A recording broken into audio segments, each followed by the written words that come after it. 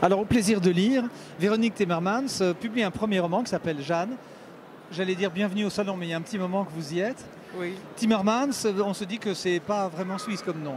Non. Mais c'est francophone. C'est francophone, c'est un nom belge, je suis de parents belges. J'ai grandi dans le sud de la France. Beau pays. Oui. Et puis ça fait maintenant presque 20 ans qu'on vit en Suisse. Mais vous n'êtes pas écrivain au départ, puisque vous venez du monde scientifique. Exact. Mais ça fait depuis toujours que j'écris à droite à gauche des petites choses, des petites nouvelles, etc. Mais c'est la première fois que c'est publié. Ah oui. Qu'un vrai ouvrage est publié, voilà. C'est un des défis des salons, d'affronter le public.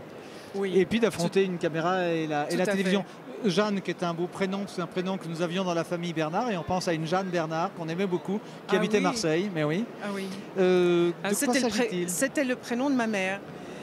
Alors, Jeanne, c'est un roman qui reprend un petit peu l'histoire de mes parents. C'est un roman que j'ai construit à deux voix. La première voix, c'est celle de Jeanne Jeune, une jeune femme de la Belgique de l'après-guerre, qui tombe amoureuse, mais d'un amour absolu, d'un prêtre. Oui, il y a d'avance sur son temps, oui, oui. Et la deuxième voix, c'est Catherine, sa fille, qui est une jeune femme de notre temps, qui est universitaire à Paris et qui ne connaît rien, ou presque, du passé de ses parents. Et après le décès du frère de Jeanne, donc l'oncle de Catherine, Catherine décide d'aller vider la maison.